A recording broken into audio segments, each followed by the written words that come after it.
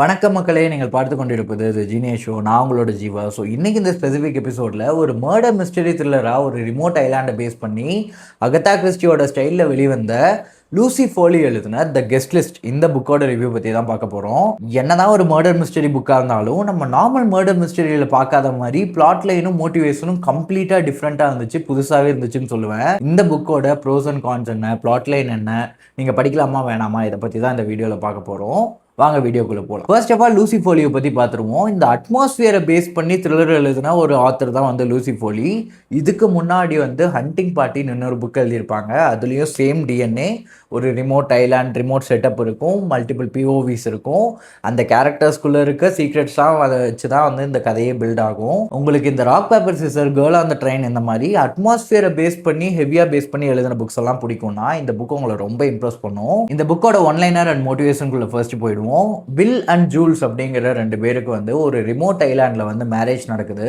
ஜூல்ஸை வந்து ஒரு பியூட்டிஃபுல்லான ரிச் உமனா காமிச்சிருப்பாங்க. வில் வந்து ஒரு அப்கமிங் ஆக்டர், ரொம்ப ஃபேமஸான ஆக்டர். இவங்க ரெண்டு பேரோட மேரேஜ் தான் வந்து ஒரு ரிமோட் ஐலாண்ட் நடக்குது. அங்க இவங்க இன்வைட் பண்ண கேரக்டர்ஸ் எல்லாமே வந்து ஒரு எலைட்டான கேரக்டர்ஸ் அந்த மாதிரி தான் காமிச்சிருப்பாங்க. ஃபர்ஸ்ட் இந்த மேரேஜை பார்க்குறப்ப எல்லாமே ஹாப்பியா போற மாதிரி இருக்கும், எல்லாமே சூப்பரா போற மாதிரி இருக்கும். ஆனா அந்த ஐலாண்ட்ல வந்து ஒரு ஸ்டார்ம் வரும். அந்த ஸ்டார்ம் வந்ததும் வந்து யாரோ ஒருத்தர் செத்துருவாங்க. நான் முன்னாடியே சொன்ன மாதிரி டிபிக்கல் த்ரில்லர்ஸ்ல வந்து யார் வந்து செத்தாங்கன்னு ஃபர்ஸ்ட் காமிச்சிருவாங்க. அதுக்கப்புறம் அந்த மர்டரை பேஸ் பண்ணி வர மல்டிபிள் பிஓவிஸ் இல்லை அதுக்கப்புறம் அன்ராவல் ஆகிற ட்விஸ்ட் எல்லாம் வச்சு யார் மர்டரர் அப்படிங்கிறத கண்டுபிடிப்போம் இல்லையா. ஆனால் கெஸ்ட் லிஸ்ட் ஃபேமஸ் ஆனதுக்கு ஒன் ஆஃப் த ரீசன் என்னன்னா, இந்த புக்கோட லாஸ்ட் சாப்டர் வரையும் யாரு செத்தாங்கன்னு உங்களுக்கு தெரியாது, யாரு கொன்னாங்கன்னு உங்களுக்கு தெரியாது. ஸோ விக்டிமும் மர்டரர் ரெண்டு பேரையுமே வந்து லாஸ்ட் பேஜ் வரையும் நீங்க கெஸ் பண்ணிக்கிட்டே தான் இருப்பீங்க. அண்ட் இதுக்குள்ள மல்டிபிள் பிஓவிஸ், ஒரு கேரக்டருக்கும் இன்னொரு கேரக்டருக்கும் இருக்க சீக்ரெட்ஸ்னு சொல்லிட்டு நிறைய வந்துகிட்டே இருக்கனால லிட்ரலி ஒவ்வொரு கேரக்டருக்கும் இன்னொருத்தரை வந்து எதனா பண்ணணுங்கிற மோட்டிவ் இருந்துகிட்டே இருக்கும். அதனால இந்த கதை டீப்பா போக போக போக நிறைய கேரக்டர்ஸ் நம்மளுக்கு ஆப்ஷன்ஸ்ல வந்துருவாங்க. இவங்க தான் சாவடிக்க போறாங்களோ இல்லை இவங்கள தான் வந்து கொல்ல போறாங்களோ அப்படின்னு சொல்லிட்டு ரொம்ப உங்களை லாஸ்ட் பேஜ் வரையும் கெஸ் பண்ண வச்சுக்கிட்டே இருக்கும் இந்த புக். மீதி எந்த கேரக்டருக்கு என்ன ஆகுது, எந்த கேரக்டர் மேலாம் சஸ்பிஷன் வருது, இது எல்லாத்தையுமே வந்து நீங்க புக்கை படிச்சு தெரிஞ்சுக்கோங்க. வித்தவுட் ஃபர்தர் ஸ்பாய்லர்ஸ் நம்ம வந்து ப்ரோஸ்குள்ள போயிடுவோம். ஃபர்ஸ்ட் ஆஃப் ஆல் எனக்கு இந்த புக்ல ரொம்ப பிடிச்சது இந்த அட்மாஸ்பியரை வந்து அந்த அவங்க கிரியேட் பண்ண விதம். நம்ம ஆல்ரெடி படிச்ச இந்த அட்மாஸ்பியர் ஹெவி புக்ஸ்லாம், ஈவன் ஹவுஸ்மேட்லலாம் வந்து அது ரொம்ப சக்ஸஸ்ஃபுல்லாக இருந்ததுக்கான ரீசன், இல்லை நிறைய பேருக்கு அது பிடிச்சதுக்கான ரீசன் வந்து அந்த வீடை வந்து அவர் அந்த அளவுக்கு தத்ரூபமாக நம்ம இமேஜினேஷனில் ஏற்றிருப்பாரு. இந்த மாதிரி புக்ஸில் வந்து அந்த அட்மாஸ்பியரை மட்டும் நீங்கள் செட் பண்ணிட்டீங்கனாலே உங்களோட ஆஸ் அன் ஆத்தராக உங்களோட ஒர்க் வந்து பாதி முடிஞ்சு. இந்த ரிமோட் ஐலாண்ட் அட்மாஸ்பியருக்கு வந்து அவ்வளோ டீட்டெயிலிங் கொடுத்து நம்ம மனசில் நினச்சதுமே அந்த ஐலாண்ட் வர மாதிரி, ஒரு பாயிண்ட்ல அந்த ஸ்டார்ம் வர பாயிண்ட்லலாம் வந்து நம்மளுக்கே படிக்கிறப்ப பயமாக இருக்க அளவுக்கு டீட்டெயிலிங் பண்ணியிருக்காங்க. ஸோ அந்த அட்மாஸ்பியர் அண்ட் செட்டப் பேஸில் வந்து கம்ப்ளீட்டாக ஒரு சூப்பர் ரைட்டிங்னு சொல்லுவேன். நீங்கள் படிக்கிறப்பயே வந்து உங்களுக்கு அது ஃபீல் ஆகும். அடுத்தது இந்த புக்கோட மல்டிபிள் பிஓவிஸ். க்ரூமோட பிஓவி இருக்கும், பிரைடோட பிஓவி இருக்கும், பெஸ்ட் மேன் அண்ட் பிரைட்ஸ்மேட் அவங்க ரெண்டு பேரோட பிஓவி இருக்கும். அதுக்கப்புறம் பிரைடோட ஃப்ரெண்டு ஒருத்தர் இருப்பாங்க, அவரோட பிஓவி, அவங்களோட ஒய்ஃப் ப்ளஸ் ஒன்னாக ஒருத்தவங்க வருவாங்க, அவங்களோட பிஓவி. அதுக்கப்புறம் க்ரூமோட ஃப்ரெண்ட்ஸ் வந்து ஒரு குரூப் ஆஃப் பாய்ஸ் இருப்பாங்க, அவங்களோட பிஓவி, அவங்க ஒய்ஃப்ஸோட பிஓவின்னு சொல்லிட்டு திட்ட வந்து ஒரு 10 பிஓவி இருக்கும். எல்லா சைட்ல இருந்தும் வந்து கதை ஸ்டார்ட் ஆகும். அதே மாதிரி இந்த ஒவ்வொரு கேரக்டர்ஸோட பிஓவிக்குள்ள போக போக ஒவ்வொருத்தரை பற்றியும் சின்ன சின்ன சீக்ரெட்ஸ் தான் வந்து நம்மளுக்கு தெரிய வரும். சீக்ரெட்ஸ்ன்னு சொல்றதை விட அவங்களோட கேரக்டர் வந்து எப்படி அப்படிங்கிறது வந்து நம்மளுக்கு தெரியும். ஸோ ஒரு பாயிண்ட்ல ஒரு பாதி புக்குக்கு மேலே நீங்கள் படிக்க என்ன ஆகும்னா, ஒரு 4-5 விக்டிம்ஸ் உங்கள் கண்ணுக்கு வந்துடுவாங்க, ஒரு 4-5 மர்டரர்ஸும் உங்கள் கண்ணுக்கு வந்துடுவாங்க. எல்லாருக்குமே வந்து எல்லாரையும் கொல்லணும்னு வந்து ஒரு காரணம், கொல்லணுங்கிறத விட அவங்க வந்து நல்லா இருக்கக்கூடாதுன்னு நினைக்கிறதுக்கு ஒரு சாலிட் ரீசன் இருக்கும். அப்படி இருக்கப்ப யாரு தான் வந்து அந்த ஆக்ஷன் எடுக்க போறாங்கிறது தான் இந்த என்டையர் மிஸ்டரியே. In terms of character development and more importantly multiple POVs multiple டைம்லைனில் வரும். ஒரு பிஓவி வந்து ப்ரெசண்ட்டை பற்றி பேசும், இன்னொரு கேரக்டர் சடனாக வந்து பாஸ்ட்டை பற்றி பேசும்.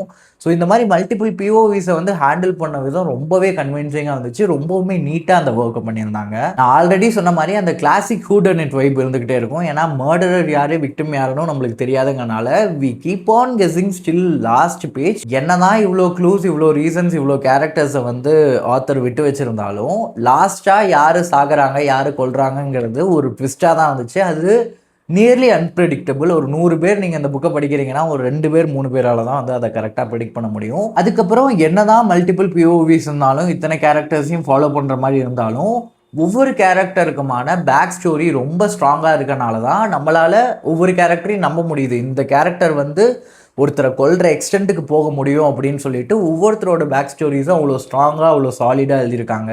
அதே மாதிரி இந்த புக்கில் வந்து நிறைய பேருக்கு வந்து ஹிடன் ரிலேஷன்ஷிப்ஸ் இருக்கும், ஹிடன் மோட்டிவ்ஸ் இருக்கும், பழி வாங்கணுங்கிற அந்த வெறி இருக்கும். இதெல்லாம் வந்து ஒரு பாயிண்ட்ல வந்து எல்லாருமே கிரே ஸ்கேல் ஆயிடுவாங்க. அதனால நம்மளை ஈஸியாக கன்வின்ஸ் பண்ணுது. டிபிக்கல் மர்டர் மிஸ்டரிஸில் வந்து எப்படி காமிப்பாங்கன்னா, ஒரு விக்டிம் வந்து செத்துட்டாங்க, அன்ஃபேராக செத்துட்டாங்க, அதை வந்து கண்டுபிடிக்கிறோங்கிற மாதிரி தான் காமிப்பாங்க.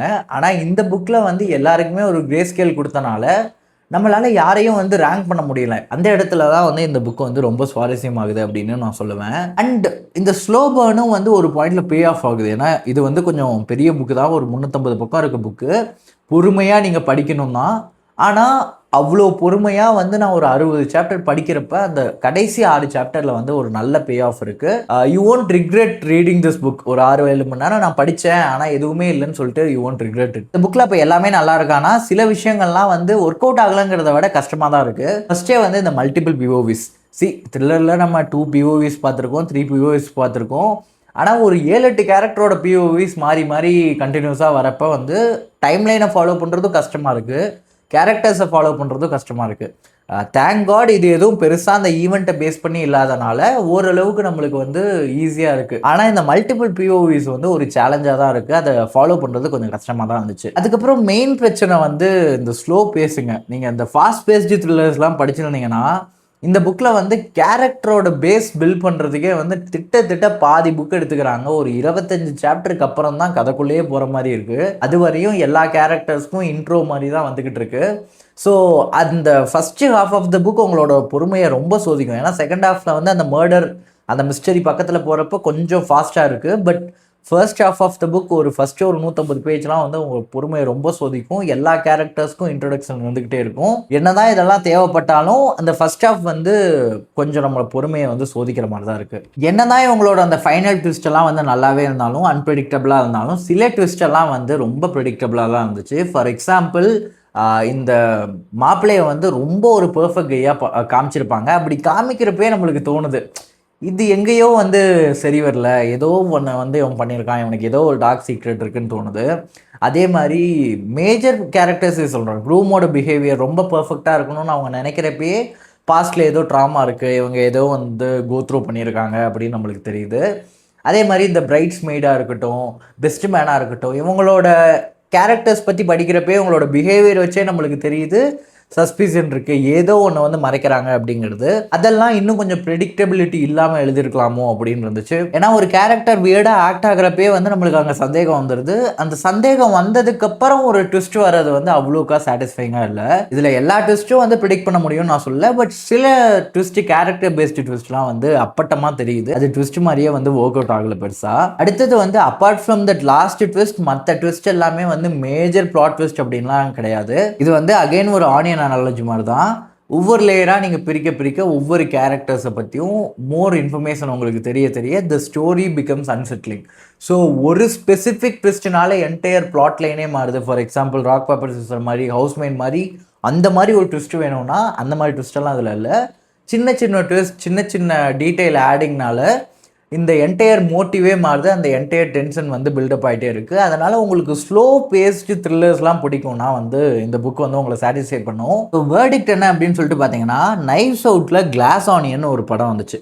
அந்த படத்துலையும் இதே மாதிரி செட்டப்பில் ஒரு ஐலாண்டில் வந்து ஒரு கொலை நடந்துடும். அதை வந்து ஒரு டிடெக்டிவ் கண்டுபிடிக்கிற மாதிரி இருக்கும். ரெண்டே டிஃப்ரென்ஸாக அங்கே பிளாங்க்னு ஒரு டிடெக்டிவ் இருப்பார் எல்லாத்தையும் கண்டுபிடிக்க. இங்கே வந்து டிடெக்டிவ்லாம் எதுவுமே கிடையாது. ஒவ்வொரு கேரக்டரோட டெப்த்தை வச்சு யார் இதை கொண்டிருப்பாங்கன்னு நம்மளா கண்டுபிடிக்கிறது தான். செகண்டு வந்து அதில் ஃபஸ்ட்டே வந்து மர்டர் ஆயிரும். இதில் வந்து கொல்றது யாரு, கொல்லப்படுறது யாருங்கிறது எல்லாமே வந்து நம்மளுக்கு லாஸ்ட் சாப்டரில் தான் தெரியும். ஸோ ஒரு மர்டர் மிஸ்டரியே வந்து எனக்கு ஒரு டிஃப்ரெண்ட் ஜானரில் வேணும். எனக்கு ஸ்லோ பேசிங்காக இருந்தால் பரவாயில்ல, நான் வந்து டைம் ஸ்பெண்ட் பண்ணி படிப்பேன்னா கண்டிப்பாக இந்த புக்கை படித்து பாருங்கள். இந்த ஃபர்ஸ்ட் ஹாஃபில் ரொம்ப இழுக்காமல் கொஞ்சம் ஷார்டன் பண்ணி இன்னும் கேரக்டர்ஸ்லாம் வந்து லெஸ் ப்ரெடிக்டபுளாக எழுதியிருந்தாங்கன்னா ஒரு சூப்பர் புக்குன்னே நான் சொல்லியிருப்பேன்.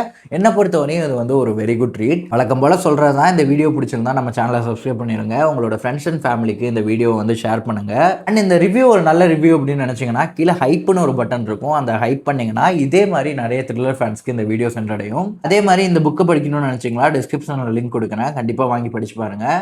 That's all guys. இன்னொரு வீடியோவில் இன்னொரு நல்ல புக்கோட சந்திப்போம். பாய்.